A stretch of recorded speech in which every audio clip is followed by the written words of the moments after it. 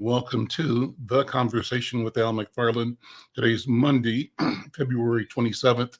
Shout out to my brothers, Greg McFarlane, birthday yesterday. Happy birthday, dear brother. And brother Micah McFarlane, birthday tomorrow, 28th. So shout out to them. I've got a grandson, birthday the 29th. So his celebrated tomorrow.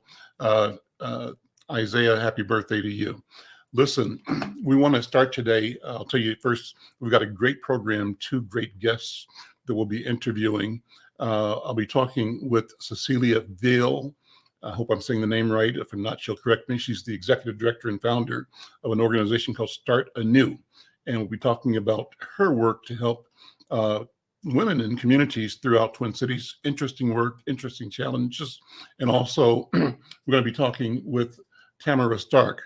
Tamara Stark is going to talk about this legacy institution, the Tubman Center, how Tubman helps women with people really in Hennepin, Ramsey, and Washington get information about safe shelter, legal services, and youth programming.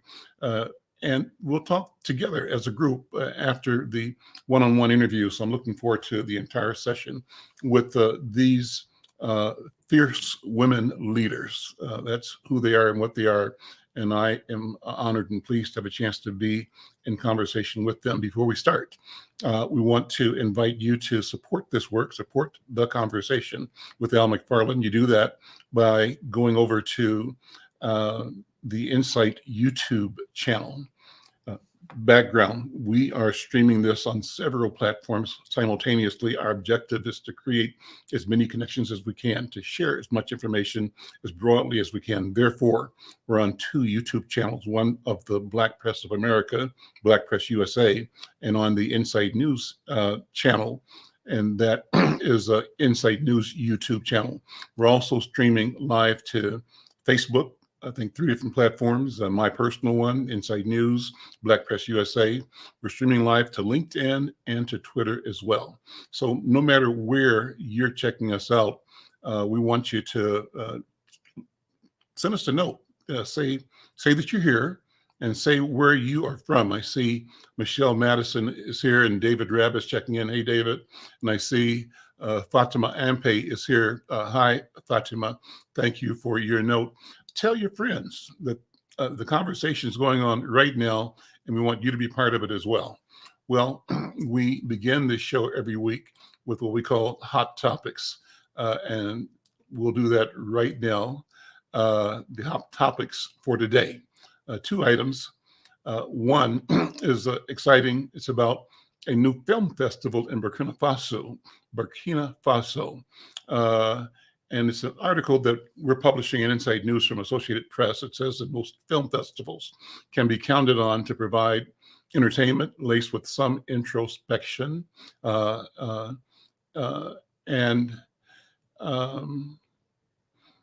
let's see, but where are my notes? So at the Burkina Faso Film Festival happening in, I love this name, Ouagadougou, Burkina Faso.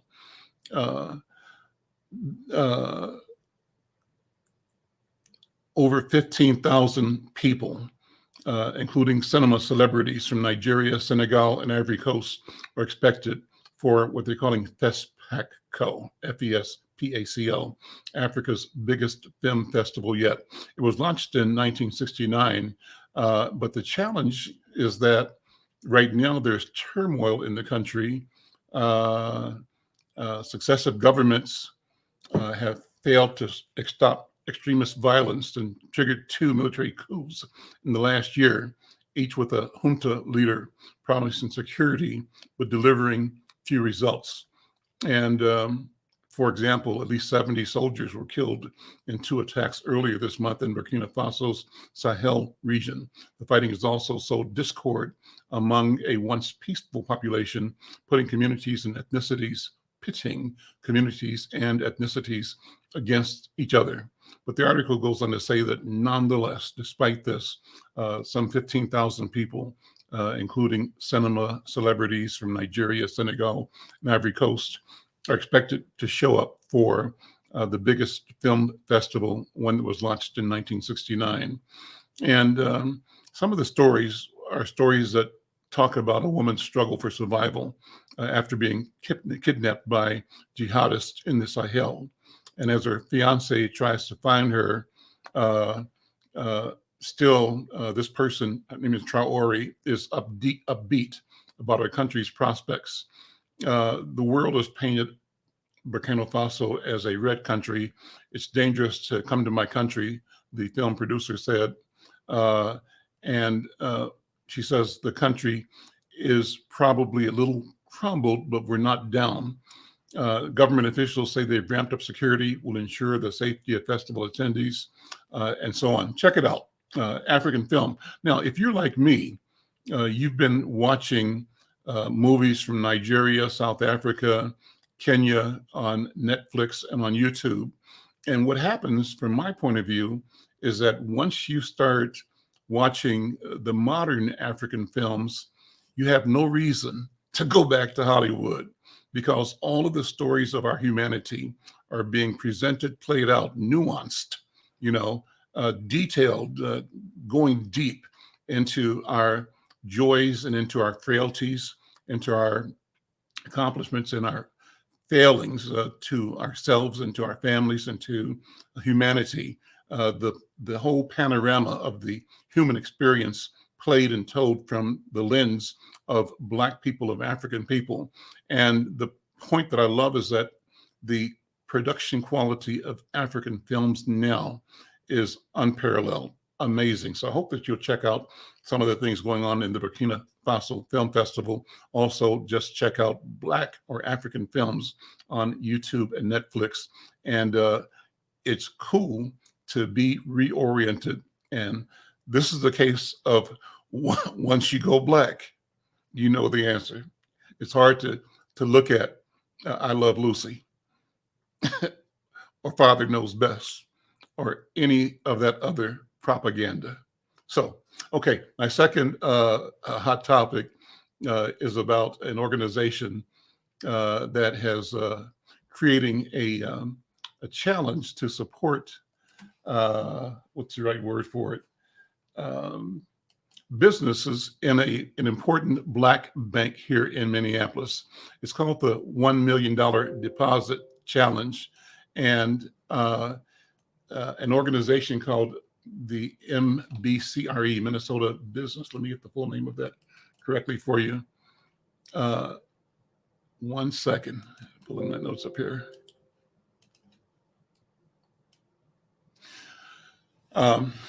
So a local organization has put up $1 million to invest in the new Black-owned bank, the only Black-owned bank in Minnesota, and that's First Independence Bank. It opened up earlier this year or late last year, and they have 2 locations now. It's based out of Detroit, and the owners and investors in that bank decided to expand. They were invited to come to Minnesota. They've come to Minnesota with the support of other major existing banks here, all of whom are saying it's important to promote Black business, Black home ownership, and an institution owned by Blacks focused on strengthening Black and communities of color is one of the tools to do that. So this organization, MBCRE, says they're trying to support and encourage the deep commitment that many Twin Cities institutions have shown in supporting First Independence Bank.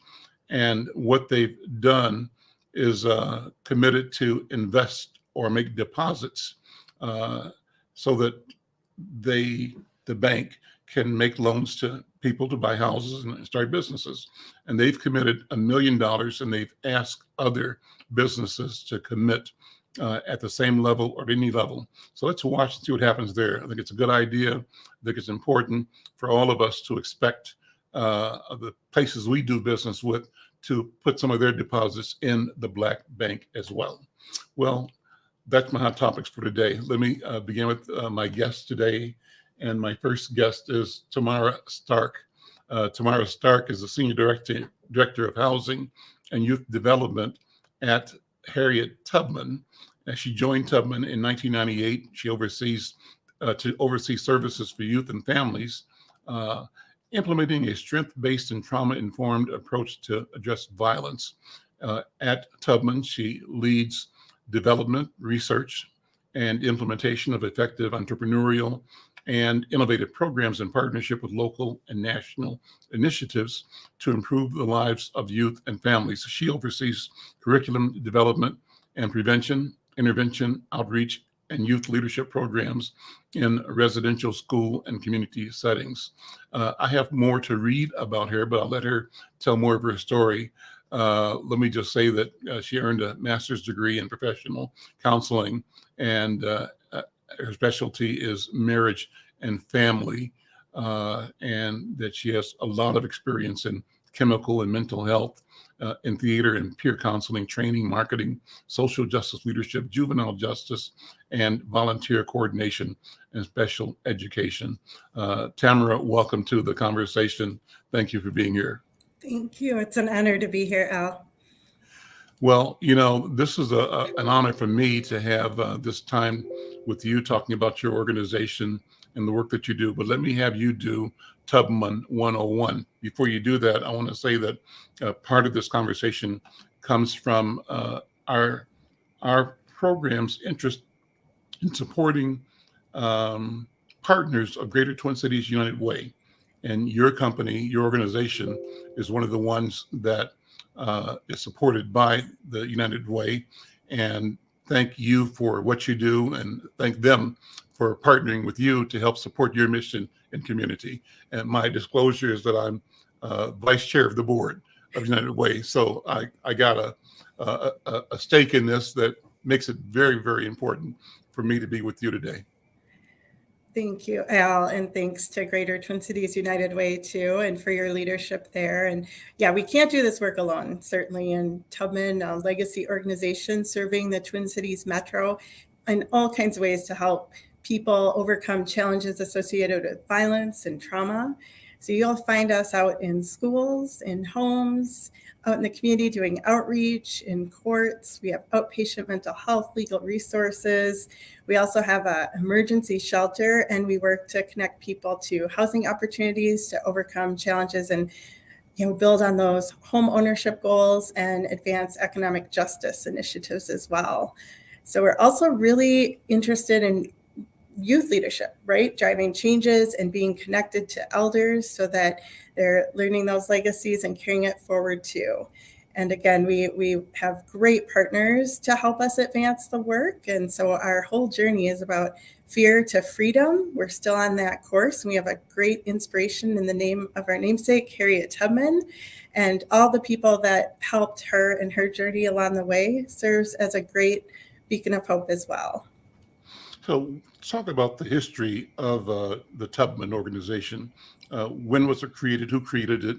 What were the initial visions and missions? And how have you grown as an organization? What have been the successes of the Tubman program? Absolutely. So I think we have many successes. We're so fortunate that we've had leaders in the community who founded the organization. Former Mayor Sharon Sales Belton was one of the founders, and we've been around for over 40 years. And the goal was that safety from violence and healing from trauma. And we've just been able to build out through some mergers we've had with other organizations, but to build that and make sure we're continuing to stay informed by survivors impacted by the challenges and making really meaningful opportunities so people can advance and thrive. We have a fantastic network of staff, volunteers. The people we serve are incredible, and a wonderful board as well. And you've got at least one facility that I'm aware of. Maybe you have more. Where are you located? And talk about the physical Tubman enterprise. Yeah, so we have a building in South Minneapolis that serves as a, people can drop in for support. There's youth and family workers there, legal support is there, walk-in assistance, a range of mental health and chemical health support. Individual meetings happen there, groups. So right in South Minneapolis. And then we've got a building also in Maplewood. So that's east of the river. And that is a large facility that also has a family violence shelter and a youth transitional housing, in addition to a whole like 50,000 square feet of community centered space too. And then we do have an outreach location at the Maplewood Mall. Like I said, a lot of our work though too is out in community, also in middle and high schools, college campuses, working in the courts, supporting people, doing some outreach as well. I know that you're building in South Minneapolis, just off of Lake Street, right? It's on 31st, I think, or 32nd. Where is it? Oh, yeah. So I can tell you a little update about that one. That is actually a building I started in. Okay. And we have years back sold that building to, so that's the one where South Minneapolis one now that I was Okay, that's the new talking one. about. So yeah, 4432 Chicago Avenue in South Minneapolis. Okay. The one you're referencing was sold a few years ago to another organization, and they're doing some work there. And part of that sale was a board decision related to what people we are serving were just interested in the additional longer term support we could provide to in community. So with that, we're able to resource all the great other agencies out there a little more and do those wraparound services for people to meet both their short and long-term goals.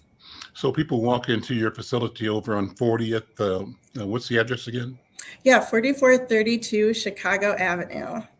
And what are they greeted with, and what do they find? And why does a person walk in your door? Yeah, why would they walk in our door? So we've got people walking our door. They're looking for resources. If they're experiencing violence, maybe a mental health challenge, they can come in for questions. They can come in to volunteer and support our great mission, and to advance opportunities for change for every person. And we definitely benefit from people knowing where we are, knowing how to access our services. In addition to walking in, you can also call. We have a 24/7 resource and helpline. We have a presence on websites, including a youth curated website that we have as well. We have a steady and growing social media presence, and always looking for people to lend support there too. And then, like I said, we're able to connect with people just in community, do different events. We do different trainings. We can host our partners at our different buildings too. And then we are in some expansions right now. So if people are interested in paid opportunities with us, definitely check that out too. What are the challenges for your organization right now?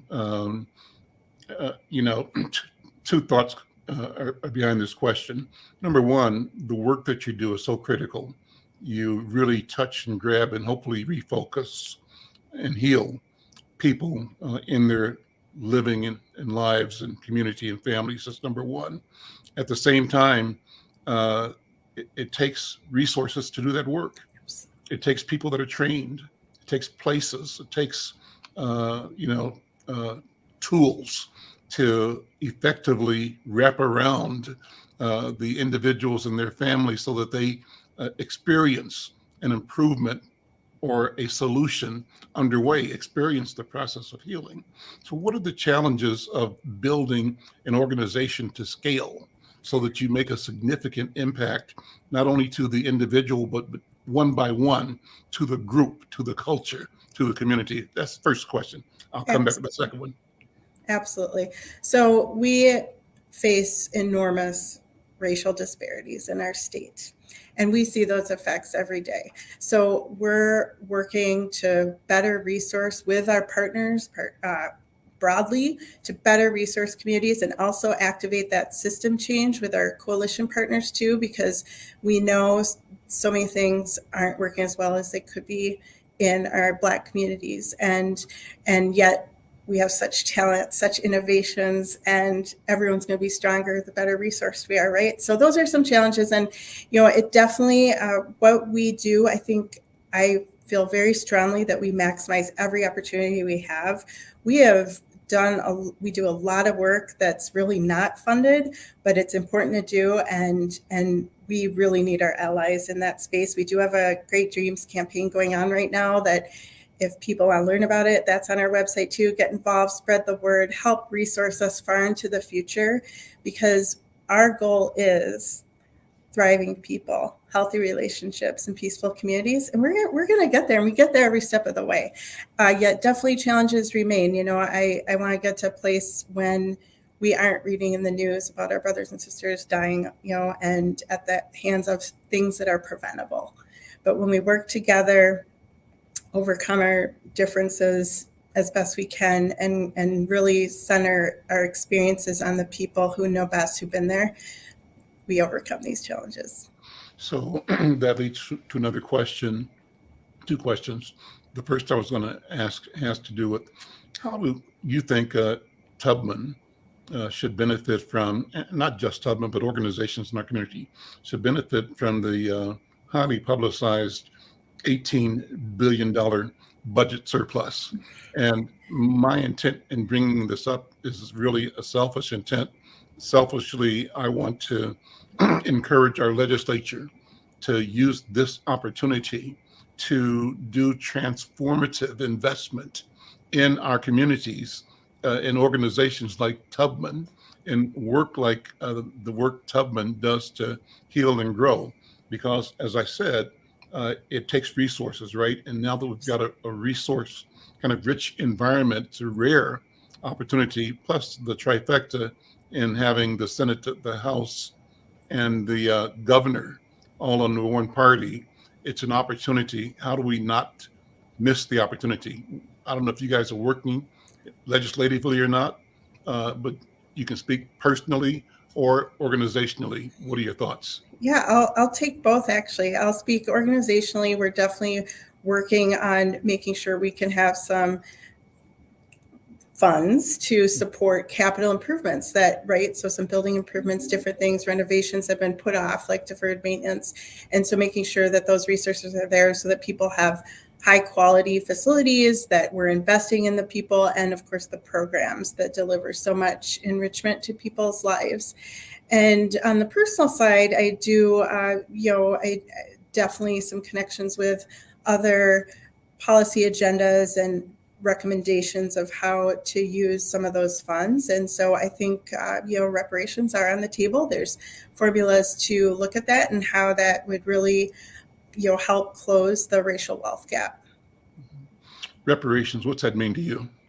Yeah, for me, that's resourcing with money, direct cash money, and business investments, housing investments to support people who've had wealth really extracted over the generations.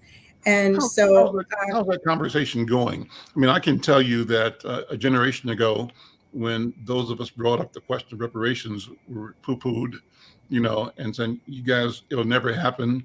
Or people would say, I actually had a commissioner of Hennepin County sit down with me, and I was on the board of the Minneapolis Urban League. And so Gary, was Gary's last name, was the, not Gary, but the then CEO of the Urban League, and I met with the chairman of the Hennepin County board.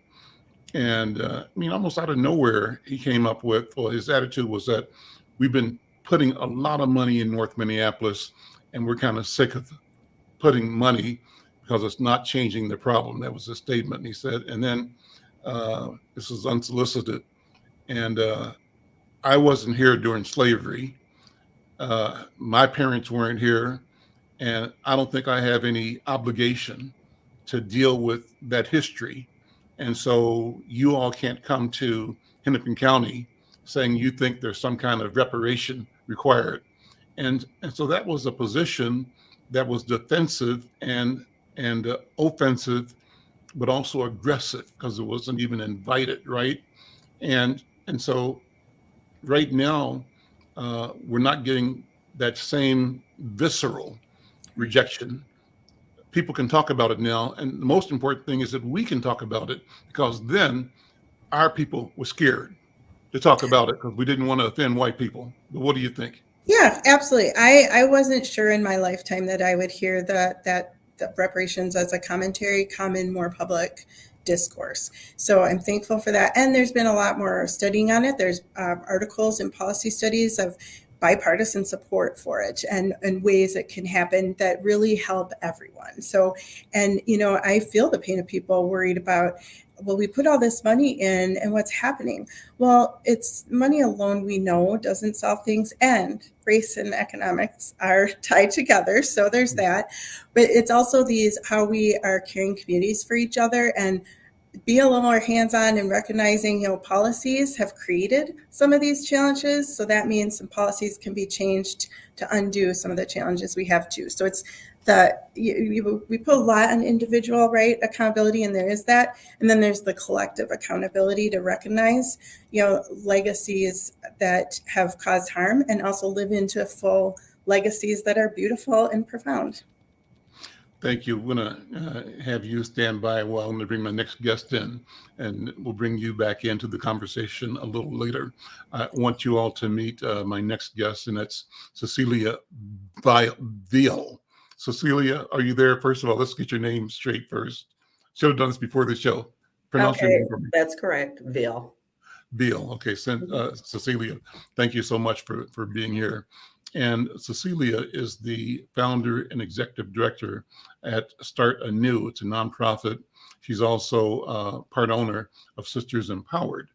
She's passionate about human rights, civil rights advocacy, community support, and the right to be yourself, to show up as your authentic self.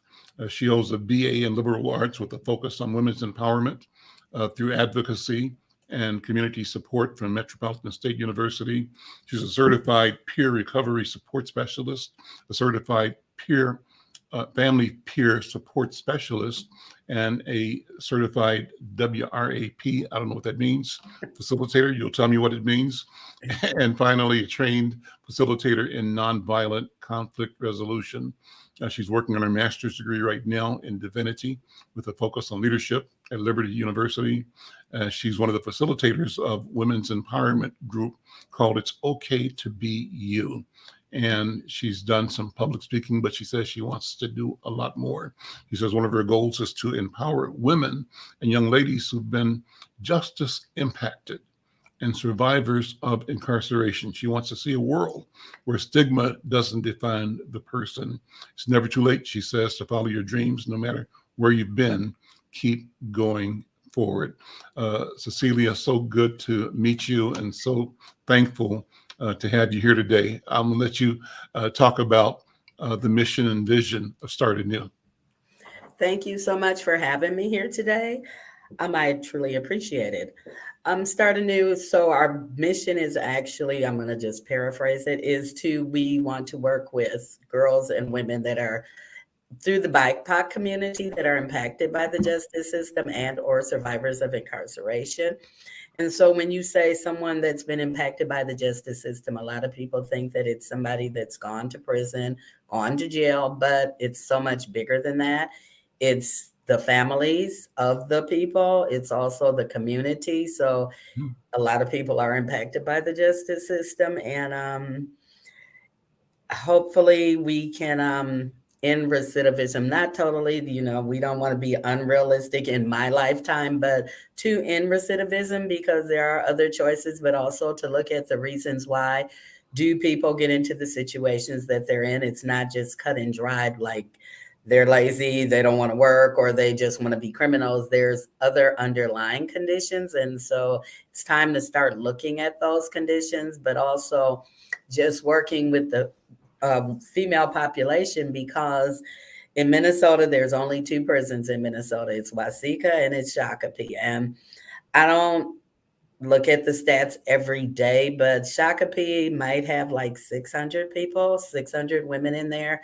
And Waseca is a federal prison. So everybody that's in there is not necessarily coming back to Minnesota. So it's really, if we were looking at someone transitioning, those would be such low numbers that why should we be bothered with those? But also in the state of Minnesota, it takes you a little bit to get to prison. You have to really do a heinous crime or something, or sell a lot of drugs just to your first time breaking the law for you to get to prison. So that means that there are people out there that are on probation. Is that for anybody, everybody, or just for women? Start anew? No, you're saying it takes a little work to get to prison. It takes a little work, and I think is that it's across the board, men and women, I think or it's both men and is it women. across the board for black and white? Well, it's probably higher for the BIPOC community because they don't sometimes have those same resources. But also, I remember one time when I got in trouble and my mom said to me, because you're darker, the person I was with was lighter than me. She said, you're going to be the one that gets punished the most. And that still sticks in my head. And it did actually turn out to be true. So it wasn't based upon our criminal history, but that moment was based upon the lightness and the darkness, which makes you think about that Willie Lynch letter and whatnot. So okay. I interrupted you, but go ahead. Well, that's okay. But just for people, so the transition is, every time you hear things, it's like people transitioning home. Okay, so what about these people that are out here already? They're transitioning from a life that they knew without a record to transitioning to a life with a record. Because when you apply for an apartment, or when you get to that second stage of the interview process, they don't ask you, have you gone to prison? They ask you, have you been convicted? So you have more people that have been convicted as opposed to those that have gone to prison. If you don't tell your job interviewer and they don't do a background check, they're never going to know you went to prison. And sometimes they might not even know when they're saying it, that you've been committed to the commissioner of corrections. They might not even know what that means. But being on probation, there are lots of people that are on probation. So when you reach out to women, what's your process? How do you let them know that you exist? And how do you let them know that they have options and resources and that you can support them? What kind of support are you providing with starting anew? So we just recently did a new strategic plan, because at first we were just letting people come and stay continuously. So it wasn't really to be able to keep a track of the numbers, even though I know from the paper that I have people fill out, I know everyone that's come through, whether they came for a day, a week, or whatever. But now with our new strategic plan, it's you provide housing for people? We don't, but I have resources, lots of resources, because all those letters behind in my bio, I've met a lot of people. I know more things than I did before. So I'm better able to assist someone in getting housing. But it really has to be them making the decision, because sometimes I'll get ladies that they say they're ready and I'm okay, we got to do this. We got to do this. We got to do this. And I think the thing that I'm not going to say they're not ready, but they're probably not used to not being enabled. So it's like, and I'm not a mean person, but I will tell somebody, I have a home to go to every day. I'm going to work with you, but I'm not going to do this for you. But that's just because I believe, even with my kids, if you do it yourself, you're going to appreciate it a lot more than if I did it, and you'll probably hold on to it a little bit longer than me doing it for you. So we do have resources for housing, and it's getting bigger. And like I said, it's up to them if they're going to do the work to get into that housing. But also WRAP stands for the WRAP, means Wellness Recovery Action Plan. So I can sit down with an individual. I can't do groups yet, but I can do individuals, and we create this plan. And when you say recovery, a lot of people are thinking, okay, they're recovering from drugs. I'm like, no, we're recovering from life. So what's the plan? What are we going to do? And then also I am that certified peer recovery specialist. And I have, like you just read, a lot of that alphabet behind my name. So we have those resources, but we also have resources to therapists. We want to start making it available, because it was like starting over when we changed the plan. So the plan became not for you to be continuously in here with us, but for you to complete a 16-week program, Mhm. which there are no big I's, little U's in the program. It's no A's or B's. Only thing that you need to do to complete it is to complete it. Come and be there, be present. Sure. Because you can't make, everybody's different. We're all unique individuals. So what's good in my world or what I feel may not be what another person feels. So we read out of Ayanna Van Zant's book called In the Meantime, because that book it's awesome. Hmm. And then we also definitely, every time you come to the group, you're going to get a cooked meal. Most of the time it's cooked. I mostly cook every week, but otherwise, if I order, it's not like I'm ordering like the usual Jimmy John's or something. Mhm. Something, nutritional, so you won't be hungry again until tomorrow if you're having that problem, but also because when people eat together, we usually bond better together. We have that better connection. So our group called It's Okay to Be You. It's like a healing circle. It's our empowerment group where the peers, the women in the group, they're sharing their resources. Everybody is getting the chance to know that it is okay to be you. Whatever you've done, it's still okay because you are who you are. And do we need to make it better? Do you need to make it better? How can we do this? And so forth. So just making it so where people are not ashamed of the things they did. Okay, we are remorseful, but why should we keep being ashamed of something that we did? It's over. We did it. Can't take it back. So Mhm. moving forward, but we want to have massages where that's the holistic approach. I believe in that because massages do eliminate a lot of stress.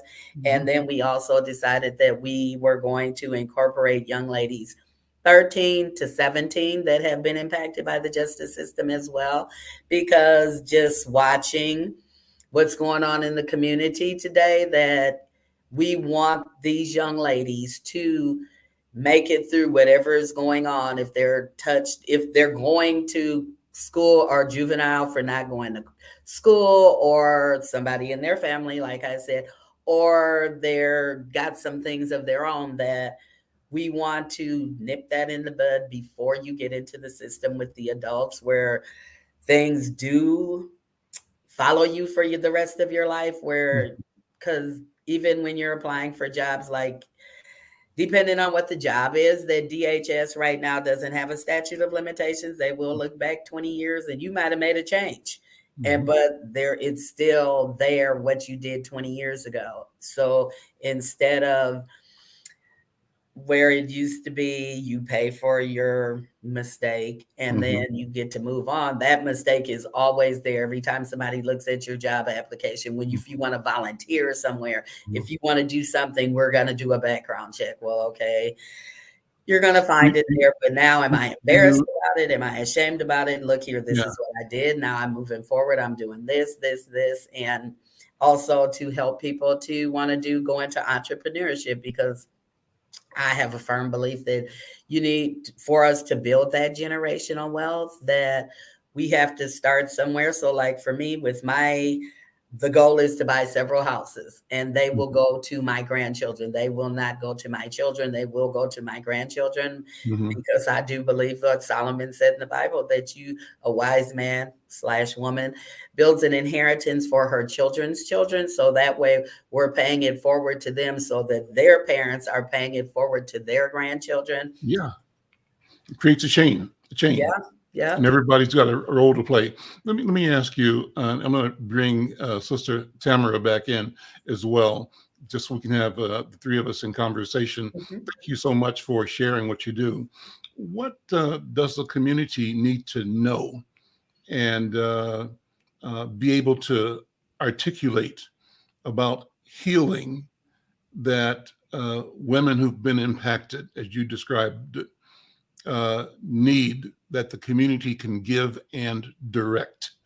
Um, and I love that you said, the short thought about, you say impacted, people go automatically, oh, you were in jail or you're in prison. But you clarified that no, you were impacted because you were in a family that had trauma, or that you were walking to school and experienced something that brought trauma to you. All of these many, many ways mean you are impacted by the system, the justice system in particular. And so I'm glad that you broadened that. What can the community learn and know and do to support strategies, programs, services like yours to bring more healing, more access, and more, what's the right word for it, restoration to important lives?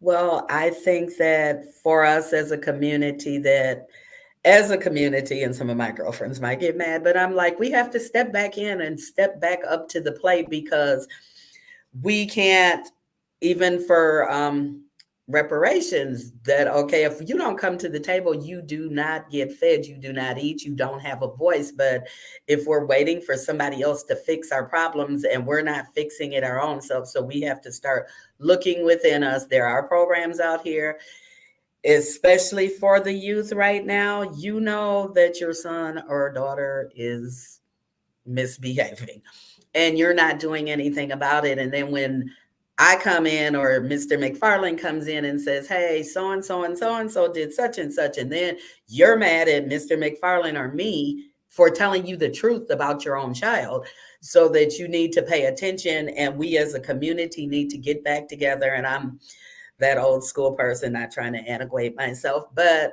that if I got in trouble, the woman down the street could, and I didn't get a lot of whoopings, they would say something. They would call my mother, so she knew before I made it home that I was already out of control that day, or I was not doing anything that would make her look good. And so, but now if you say something to someone and their children, they're like, you can't talk to my kid like that, and but we need to come back together, because you're in this day that we live in right now, as far as money goes, you can't afford to stay at home and pay attention to your kids. So at least somebody else is out there telling you what's going on, because you can't be there at all times. And that's okay too. But don't be mad and shoot the messenger, but take care of your children, let them know that this is so not good what they're doing.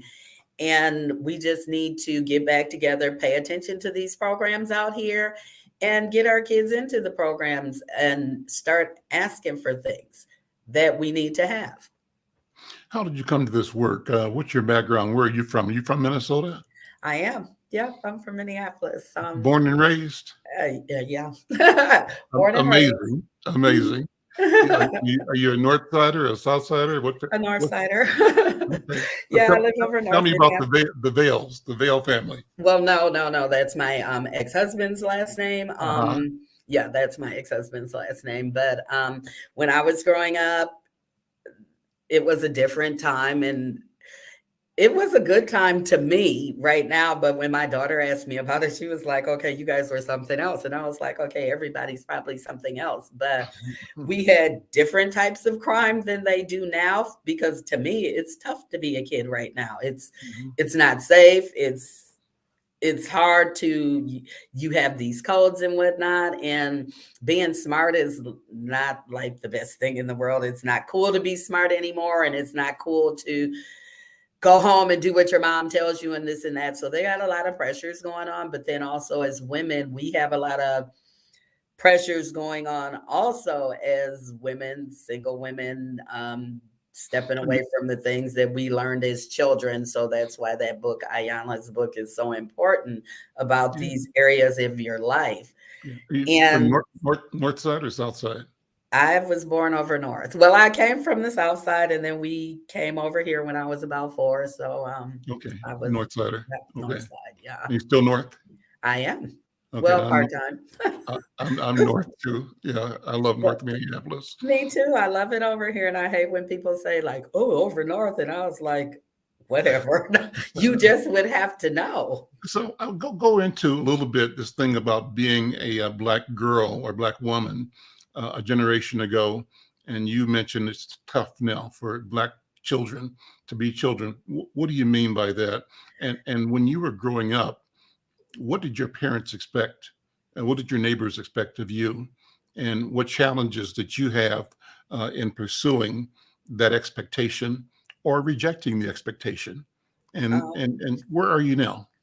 Well, I had to go to school. That was a given. I was pushed to be the A student. That was a lot of pressure, but my grandmother's her kids, so they pushed for education because they believed that those things that happened, that Brown versus the Board of Education, they had a firm belief in that. They believed in voting and whatnot, and so those things were pushed out there for us. Also, we also were like taught to respect our elders, no cussing, no none of that. Even though if you as a kid, you snuck off on the side and cussed a little bit, but never in front of the grown people.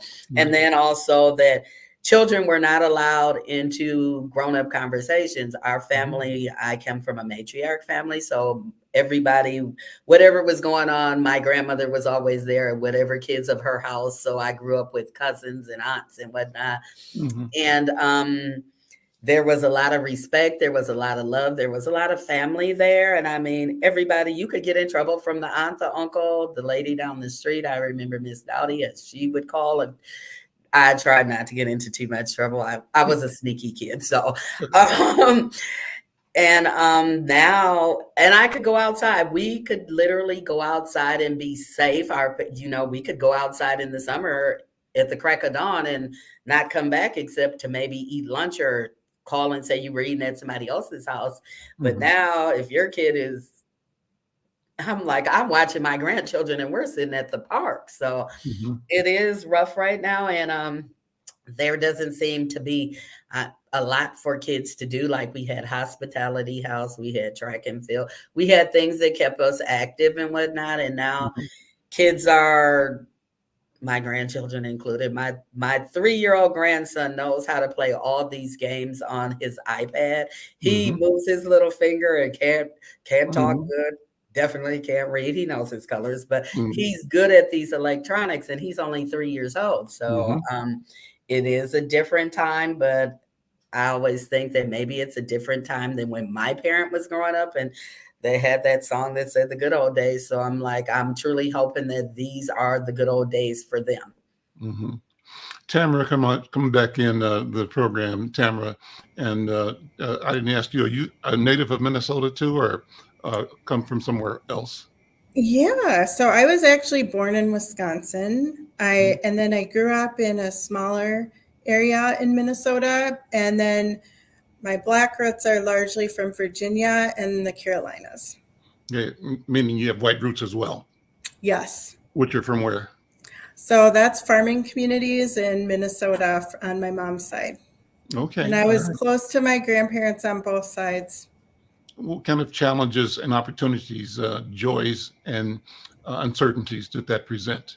Yes. What recoveries did you have, recognizing that you are aware and connected to and in a loving relationship with both these branches of your family? Absolutely. Yeah. So my parents went through a lot of hate. My maternal grandparents lost friends because they supported the marriage of my parents. My dad's side of the family, I think maybe, that was tough for them. They even moved to Minnesota, moved to North. Like, what? You don't leave the South, you don't leave this area. And they were a tight community. So I love the stories from my dad about was that village looking out for each other. And then hearing now what's happened, there's been a lot of breakdown even out where my dad's from, with some similar challenges that we face here now that youth are really experiencing, and that breakdown of community and how we rebuild it and reconnect and learn our powerful legacy. But it was instilled in me really strongly that, education is key, and connections, relationships are key, and you can do anything possible. I think I was taught a lot about Black culture and education outside of what was available in the public schools, right? So I feel so thankful for those experiences, the lived experiences, but also the rich history that's not included. What public schools did you go to? I went to Winona Public Schools. Okay. And it wasn't a diverse community, but there's some universities there, and they would have like Black Student Union events. And I also... St. Mary's is there? Yep, St. Mary's is there, Winona State. I also got to develop, I feel like, my own identity in many ways too. And then, like I said, it was just instilled in me a lot of confidence that anything's possible. I also got to practice debates. So it was always about critical thinking, like, have whatever opinion you want, just make sure it's informed. And so my dad used to debate with me, and we would practice that. And I think it's helped in my advocacy.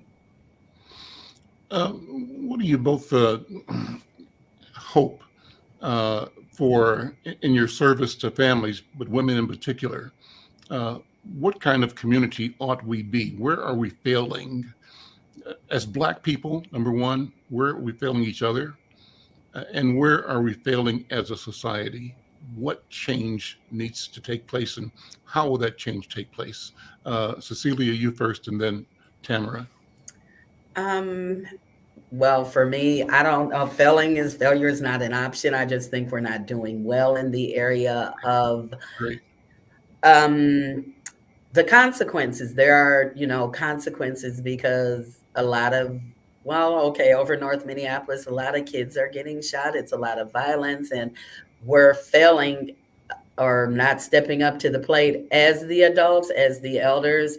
We're scared to talk to kids nowadays and like, hey, stop that, or and these kids will cuss you out in a heartbeat. But some of them will look at you and know that, okay, she's not that person to talk to like that, and they do show that respect. So we just need some more of whatever it is that they've gotten in them, where they are showing the respect, that respecting them. Well, respect is earned, they say, but I'm like, you can't earn respect in my mind. You respect somebody coming out the gate, and then if you lose respect, then they may need to earn it back. But trying to look at them and see what's going on with them and validating their feelings, because we didn't get that when we were growing up. Like, I don't know, wasn't an answer when I was growing up, but if my kid tells me, or my grandchildren tell me now, I don't know, that is an answer. And then I'm looking like, how can we get you that answer? So communicating with the younger people so we can see what's going on, that you feel like you're wanting to act out in that way. I don't know means I don't want to talk about it as often as not, right? Don't ask me no more questions, right? Yeah, well, we didn't do that when we were growing up. I don't know, was not the answer. Tamara, what do you think? Where have we not shown up the way we need to show up for our families, for children, and for women in particular? And I introduced you both in my opening remarks as two fierce and I believe fearless leaders in our community. And I want to lean on that. I want to ask you how you see your role and your responsibility as a leader of families, a leader of human beings, and that coming through the lens that you bring as a member of the Black African American community. Tamara, what do you think? Yeah, I think we're stretched, right? We have a deep passion, commitment to our communities, and we're overextended. So if we're better resourced in all those aspects, our communities really do thrive. And I think the more people are engaged around that and look to support women leaders and look at what's worked well and what is still really off track. I mean, women, the fastest growing population too in prison, that's significantly impacting Black women. Our children, we're worried about the things they're facing. It hurts us when they're hurt, of course. And we're trying to do everything we can, and none of us can do what we do alone. So I think the more people can see, let me try and pay attention to a bit of what's being said that may be outside of my own experience, but how can I help resource the initiatives led by people driving these changes? What do you need out of our governor's $18 billion surplus to support StartAnew? How do you fund your organization? Where does the money come from? And what do you need? How do you grow it?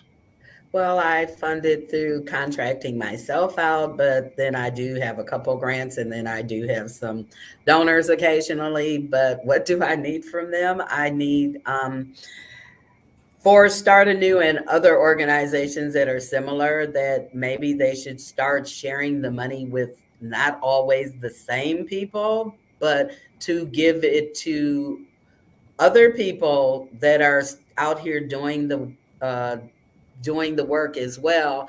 And we don't have this established number where we've been around for so many years, but we've been around and we have made a difference. But to, think about the smaller organizations that are out here also, that we're passionate about what we do. We don't have a huge staff. We don't have a lot of money, but we're still out here doing it. So I think that they should give us some of the money, the literal people. Well, I wonder, how do we organize our community to say that we have these gifted people and gifts in terms of knowledge, insight, capability, people who are healers, and how do we create the funding streams to activate a healing work by healers in our community? And wouldn't it be great if, for example, we had 1,000, 2,000 people, certified, trained therapists, people whose mission, job, and whose pay was based on reaching people 4 or 5 blocks around their house. Like the people we used to say, Miss So-and-so down the street, but now that person is commissioned and employed, like the school teachers used to be. Back when I grew up in Kansas City, our school teachers lived next door, down the street, around the corner. They walked to our neighborhood or drove to our neighborhood the same way we walked from our elementary school. So there was this connection. The police people lived in the neighborhood as well. And the people who were in the National Guard lived in the neighborhood. The people who were doing, all kinds of work and an activity to make community were our neighbors and our relatives and our friends, and we knew each other and we had expectations of each other. How do we figure out ways to ask our institutions to enable and to support, to resource organizations like Tubman at a greater level and like StartAnew at a greater level? Let me ask you as a last question here. We've got about a couple minutes to go here. I'm going to ask you to put on your dream hat and tell me your dream of what our society should be like 20, 30, 40, 100 years from now. Everything that you wanted to do, that you lived for, that you imagined has happened. What kind of neighborhood, kind of community do you see us being, Tamara? Yeah. We'd be a connected community. People wouldn't be lacking housing or food or clean water to drink. They would have all the basics covered, and they'd be able to really have the resources to pursue their wildest dreams. And those dreams would be rooted in hope and care for the community that they want to give back to. That is definitely, I think, a vision I hold near and dear to my heart, and that powers a lot of the work we do. Cecelia, what would justice mean if you were able to, not miss a beat in making things happen on behalf of the people that you're serving, and that you also were successful in replicating your passion and your work in other people, and that what you are doing not only is work, but it's a movement. It's a movement that's palpable and expansive and growing, that also feeds itself because it creates jobs for people helping people, right, in our community. And what would it be like 100 years from now if your vision, your work continued to blossom and bloom? Well, I think that I could see that there is really not very much crime going on anymore. And if it is crime, it's probably petty crime, because we've taken initiatives to make sure that people have their mental wellness is in order, there's no drugs or anything to stop them. And then the community is supporting all of them in their dreams. People are able to have jobs and take care of their kids and have fun with their kids and be families. We're out of time. Wonderful visions. Thank you both so much. I'm Al McFarlane. This is The Conversation with Al McFarlane. We'll see you next time.